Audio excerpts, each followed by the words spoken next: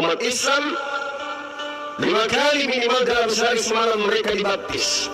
Jadi saya bilang, kami itu lebih dari sekedar baptis. Kami itu bahkan dibaptis 5 kali sehari.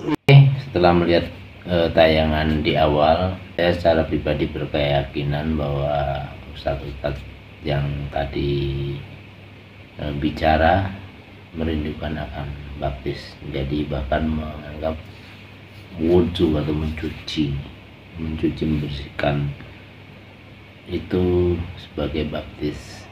Ya, itulah namanya juga polemikus. Dan di video berikut ini atau di tayangan berikut ini, Nanang TV ingin sajikan hal yang berbeda jauh.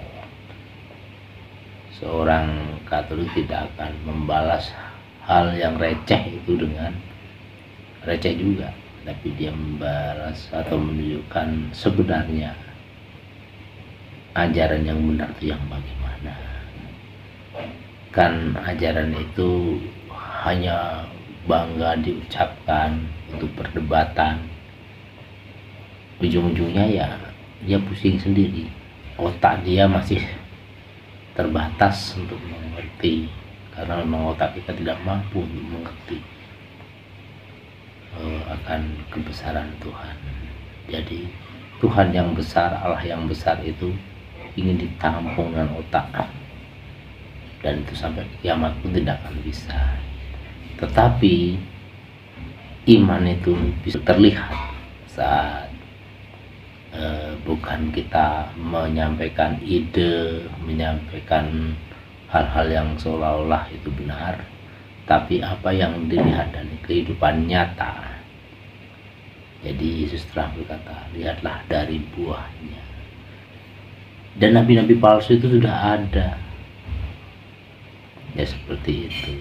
Jadi pendiri gereja sejati adalah Kristus, dan mengangkat Petrus sang batu karang itu menjadi pemimpin. Dan itulah paus pertama, dan dilanjutkan paus kedua, ketiga, sampai paus yang sekarang. Oke, lihat video berikut ini, jangan di skip, jangan dipotong-potong, biar kita paham. Jadi dari buahnya lah kita akan bisa melihat kebenaran itu, bukan dari ucapannya atau kata-kata seolah dia itu orang yang benar. Itulah yang disebut nabi palsu. Nabi yang benar dia akan menyampaikan dengan kasih, dengan perbuatan, dengan tindakan, yaitu mengasihi sesama dengan sepenuh hati dan segenap jiwa. Kita lihat video berikutnya. Tahun lalu saya di Kota Tua meresmikan Kolese Matias. Di situ kita gereja Katolik ada 3 SD. SD Matias 1, 2, 3. Ketika pelajaran mau tahun ajaran baru, ada guru-guru yang bertanya pada saya, tolong tanya kepada Bapak Uskup, apakah kami siswa-siswi muslim bisa pakai kerudung jilbab di sekolah ini? Saya bilang, silakan pakai. Karena kau pakai apapun aksesorismu tidak pernah mampu untuk merubuhkan Yesus yang ada di dalam hati saya sebagai orang Katolik. Dan sekolah itu 99% siswanya adalah muslim. Maka saya katakan, sekolah itu adalah sumbangan gereja Katolik bagi saudara muslim. Kemarin saya di Pulau Buru, dan saya meletakkan batu pertama untuk pendirian SMP Kolese Petrus dan Yesus. Saya katakan, sekolah ini didirikan oleh gereja Katolik, tetapi jangan pernah ada seorang anak pun di sini dipaksa untuk menjadi Katolik atau dibaptis secara Katolik. Kalau sekolah ini mampu untuk menjadikan seorang muslim menjadi muslim yang baik, maka Anda berhasil. Kalau sekolah ini mampu menjadikan seorang Protestan menjadi Protestan yang setia, Anda berhasil. Gereja Katolik sangat terbuka, dan inilah sebenarnya kita rayakan ketika kita merayakan Hari Raya Pentakosta. Hari di mana Roh Kudus membuka mata, membuka hati untuk merasakan bahwa Tuhan ada untuk semua orang. Karena itu gereja Kristus seperti dalam Matius 16 ayat 18, dan engkau Petrus di atas batu karang ini, aku akan mendirikan gerejaku.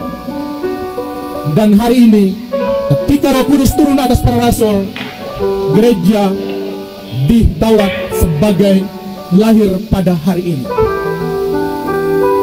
Karena itu ketika Anda bertanya kapan gereja Katolik lahir, ya dia lahir pada hari ini. Dan kalau kita menghitung sampai tahun 33 Masehi, di mana Yesus mati, maka gereja hari ini berumur 1990. Selamat ulang tahun gereja Katolik. Karena gereja ini didirikan oleh Yesus untuk semuanya. Sempakai didirikan untuk suku Minahasa saja, Kei saja, Tanimbar saja, Toraja saja, Papua saja, tidak ada itu. Gereja Katolik sangat jelas. Dan siapa yang menjadi gereja ini didirikan oleh Yesus sendiri. Tidak ada gereja Katolik yang didirikan oleh Paus ini atau Pastor Amandus, Pastor Brian. Tidak ada itu.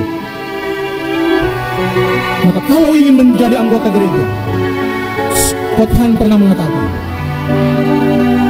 kalau ingin menjadi anggota gereja, jadilah anggota gereja yang paling dibenci di dunia ini.